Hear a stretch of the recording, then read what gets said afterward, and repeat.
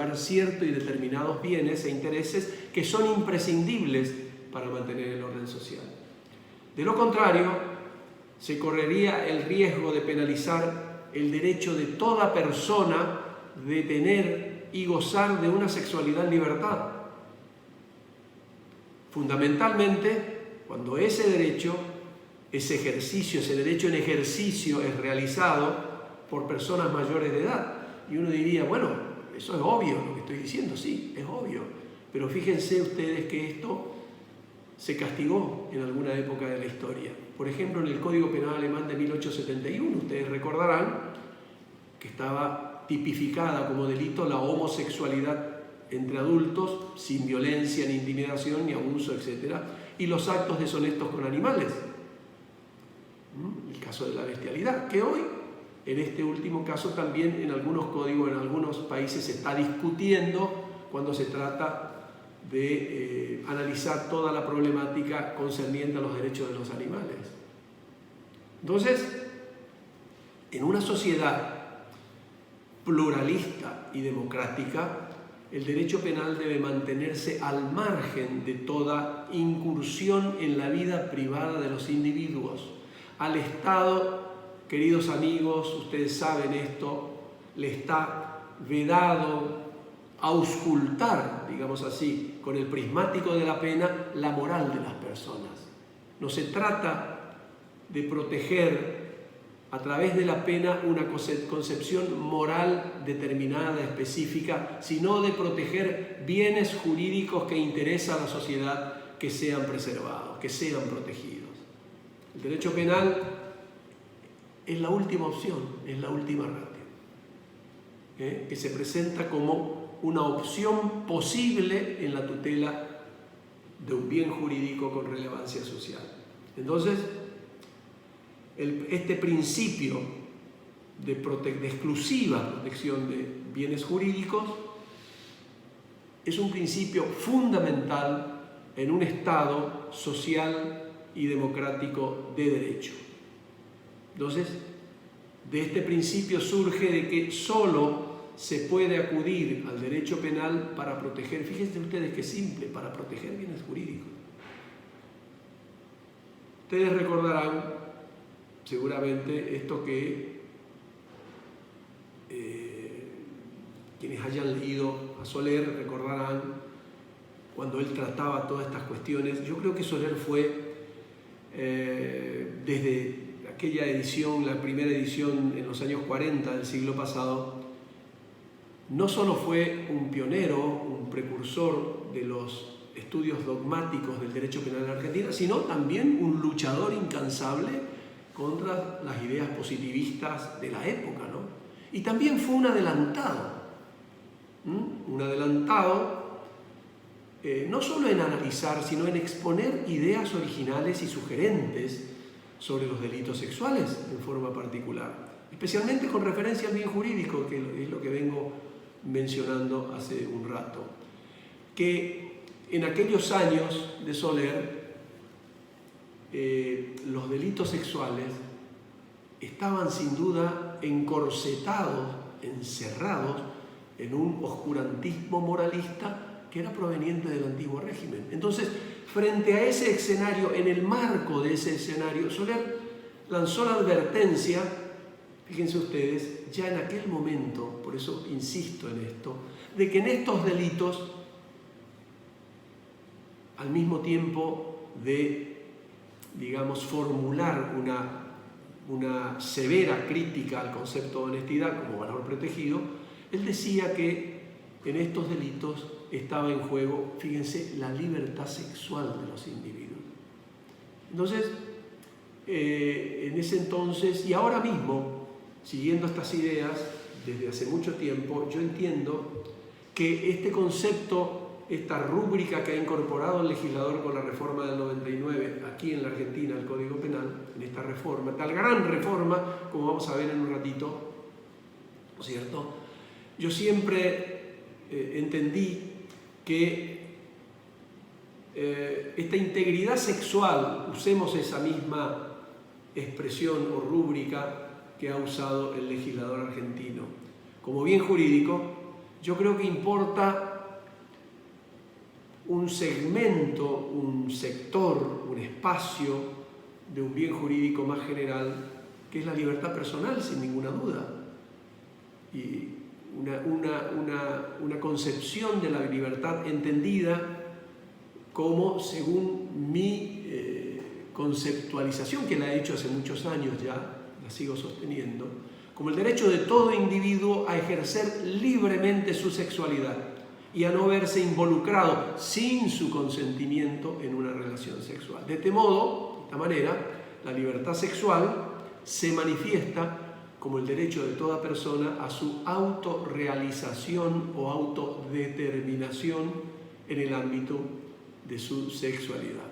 Entonces, fíjense ustedes, esto es muy importante, a mi juicio, lo que acabo de definir sobre este bien jurídico muy particular, por lo que voy a decir en un rato más cuando me refiera a los menores de edad y a las personas enajenadas o con capacidades diferentes, ¿no? Ahora, indudablemente que pasaron muchos años desde aquellos tiempos de Soler. Y fíjense ustedes que los delitos sexuales se mantuvieron inconmovibles. Pese a las críticas de la doctrina, se mantuvieron inconmovibles. Es decir, como los había diseñado el legislador en 1921. Ya sea, no solamente en la dicción propia del tipo de injusto, sino en la exégesis que surgía de los estudios de doctrina y jurisprudencia de la época, ¿no? Y todo esto se hacía, me parece a mí, bajo el paraguas paternalista que imponía la misma rúbrica que había seleccionado el legislador de aquella época, de aquellos tiempos, como delitos contra la honestidad. Indudablemente que no es el momento hoy, ustedes ya conocen seguramente muy bien toda esta evolución que ha tenido, pero algunas cositas vamos a decir. Le decía que no es tal vez el momento de ocuparme extensamente, de analizar este debate, creo que todavía continúa en gran medida, que generó precisamente la rúbrica honestidad. Es una rúbrica que tuvo su origen en el Código Penal Español de 1848. De ahí copiamos esta rúbrica. Pero no copiamos todos los tipos penales diseñados por el legislador del 21, sino la rúbrica, en principio. Pero yo creo que por esa permanencia que ha tenido esta rúbrica, esta denominación original, por más de 75 años en el Código Penal argentino, me parece que, se justifica un breve comentario, unas breves reflexiones sobre esta temática y la evolución que ha tenido hasta hoy en lo que concierne precisamente a sus contenidos. Yo creo que, y esto lo dije ya hace mucho tiempo, hace muchos años, la voz honestidad nunca fue ni pudo haber sido un bien jurídico que deba ser protegido por el derecho penal. ¿Y esto por qué? Porque, por un lado, ahora, más allá de tratarse de una expresión ambigua, difusa, anacrónica, una expresión imprecisa, porque para su interpretación necesariamente terminábamos identificándola con un orden moral sexual que producía en definitiva o nos llevaba a castigar o a concebir como un delito o castigar el mero pecado. Y además era verdad que no abarcaba a la totalidad de los delitos que están, contenidos en el título tercero. Esto era muy fácil de determinar, ¿no? Pese a que todas estas discusiones no movilizó al legislador de entonces a, analizar esto o repensar sobre esta rúbrica y ver a ver qué se hacía con ella, ¿no? No se podía predicar justamente, entre tantos ejemplos, honestidad de un niño de corta edad, ni tampoco de ese colectivo de personas calificadas de deshonestas como eran las prostitutas, por ejemplo. Eso era así. Por otro lado, este concepto de honestidad, por su propia esencia, no expresaba una relación entre una persona y un bien, o si se quiere, no conformaba un interés directamente violable. ¿Por qué? Porque no era ni es un elemento o condición ajena al sujeto, digamos, separable como algo exterior o independiente del individuo, sino que es una cualidad propia del sujeto. Entonces, si es una cualidad propia del individuo, solo se destruye por sus propios actos, no por los actos de terceros. Entonces, el problema estaba en que, creo que esto es lo que movilizó al legislador del 99, como vamos a ver en un rato. Esto se produce, o continúa por lo menos, o lo que fue en aquel momento, en aquellos tiempos, del Código Penal, la voz, esta expresión honestidad, yo creo que selló indefectiblemente los límites entre la conducta sexual que debía considerarse delictiva y aquella otra que quedaba al margen de la intervención penal. Nada en aquel momento escapaba, lo digo de este modo, al cerco tendido por el concepto de honestidad. ¿Por qué? Porque desde allí se debía partir en cualquier análisis que se pretendiera hacer de estas infracciones. Discúlpenme.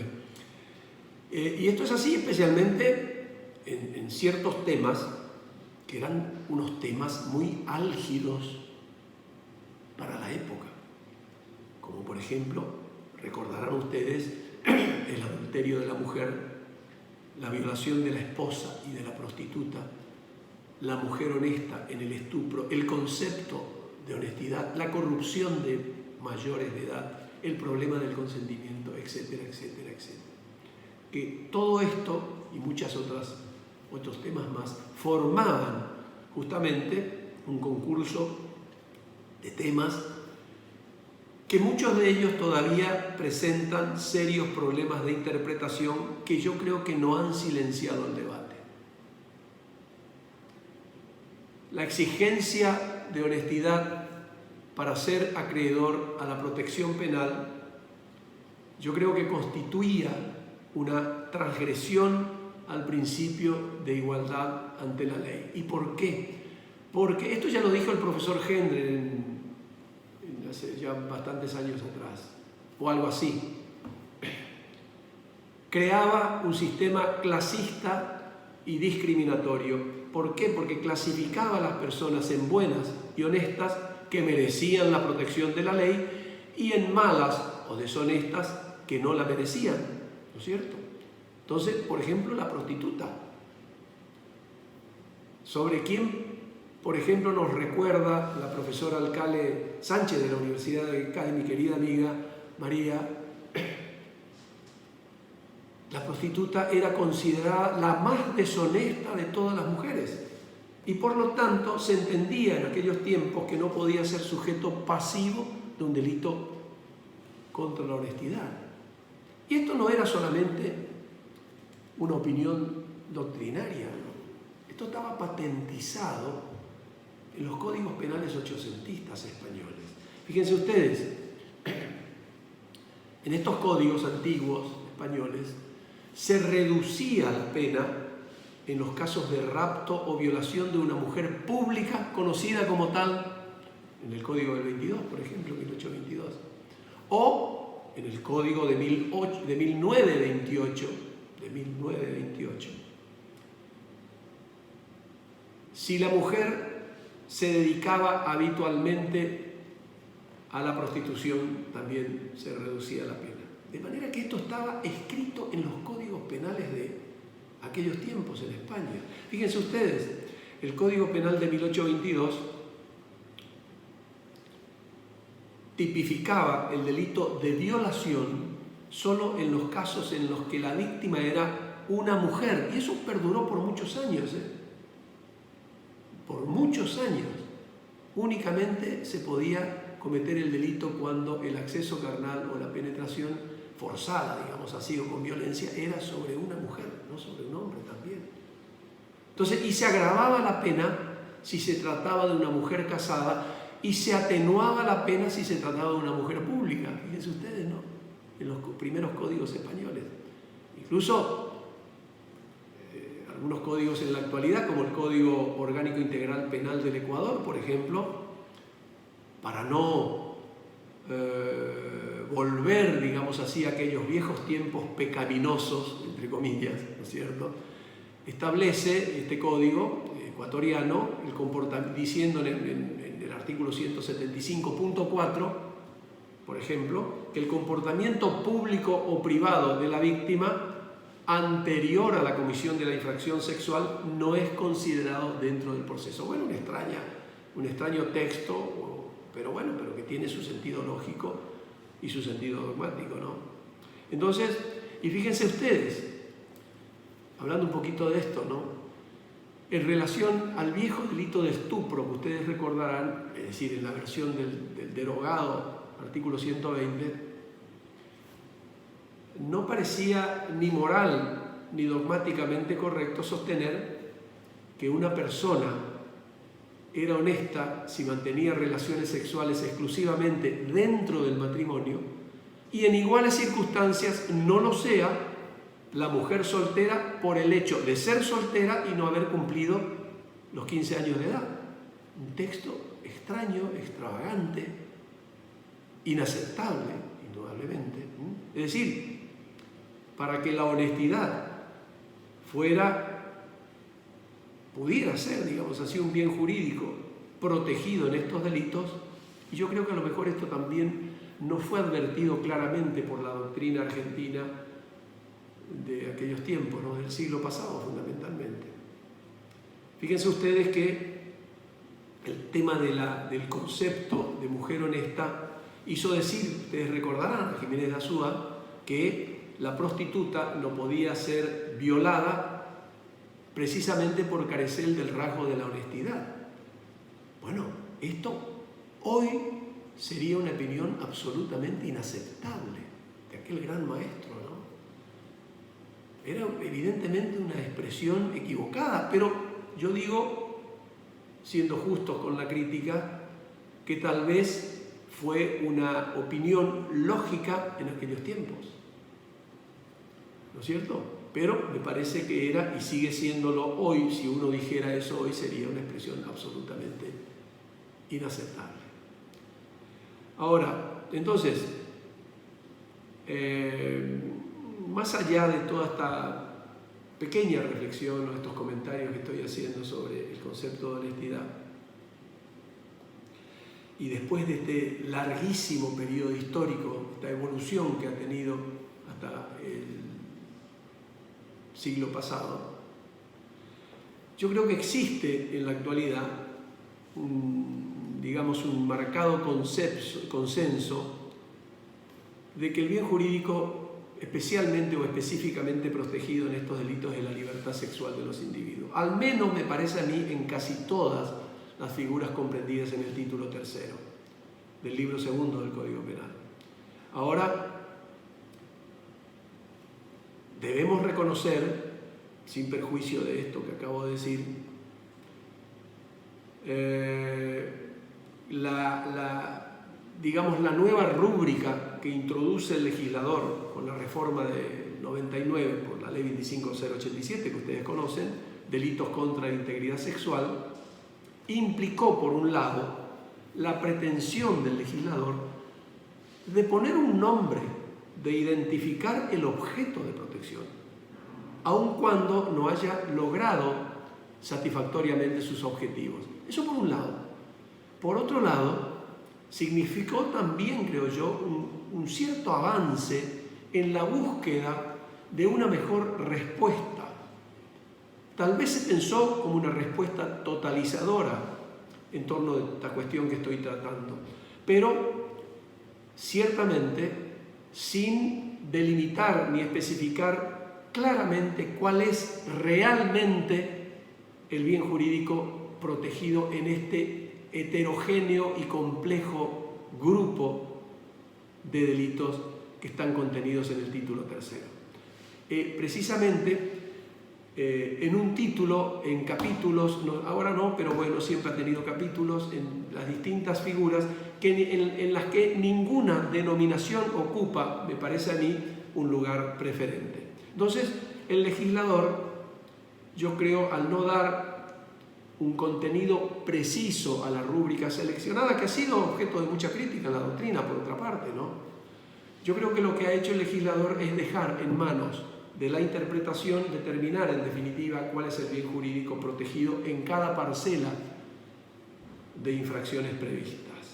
Entonces, esta expresión, integridad sexual, que es una expresión compleja por su propia, digamos, polisemia, podría ser interpretada como una orientación meramente político-criminal o como un bien jurídico relativa a ciertos sectores de la comunidad excluyente de otros, como sería para un círculo de opinión los casos de menores de cierta edad y enajenados, como veremos en un rato si esto es así. Ahora, a mí me parece que sin perjuicio de estas opiniones divergentes o controversiales que existen en este tema, yo creo que el bien jurídico prevalente en los delitos sexuales es la libertad sexual del sujeto pasivo. Entonces, según los conceptos, las definiciones que ya les he expuesto hace un rato en mi exposición. Entonces, les decía que en la actualidad existe, les decía, un marcado consenso, ¿no es cierto?, de que el bien jurídico en estos delitos es la libertad sexual de los individuos. Pero, sin embargo, ese consenso se rompe cuando en la relación sexual intervienen menores o incapaces. Entonces, en estos casos se habla de intangibilidad o indemnidad sexual. Entonces, frente a esta, digamos, dicotomía, frente a estas opiniones encontradas, yo creo que se presenta una situación que se podría, o que podríamos resumir, si no estoy equivocado, de la siguiente manera. Por ejemplo, en los casos de mayores de edad existe libertad sexual que proteger, por supuesto, porque se trata de personas con autonomía para tomar decisiones acerca de su vida sexual. Esto es así, en el caso de mayores de edad. Ahora, en los casos de menores de edad o incapaces, no existe libertad sexual. No existe libertad sexual. Esto en principio, después diré yo mi opinión. Pero bueno, este es el escenario que se nos presenta en la primera lectura que hacemos de toda esta temática. No existe libertad sexual en estos casos porque estas personas, los menores y los enajenados o los incapaces, no están en condiciones de expresar libremente un consentimiento ni abrigar ninguna concepción, ya sea cultural o valorativa, acerca de la sexualidad. Ni tampoco tienen estas personas capacidad, según esta opinión, para autodeterminarse en la vida sexual. ¿Qué quiere decir esto? Que se trata de personas que carecen de autonomía para tomar decisiones en materia de sexualidad. Por lo tanto, en estos casos hay que hablar de intangibilidad o indemnidad sexual. Lo digo de otra manera resumida, o más resumida. Si toda esta problemática tuviera relación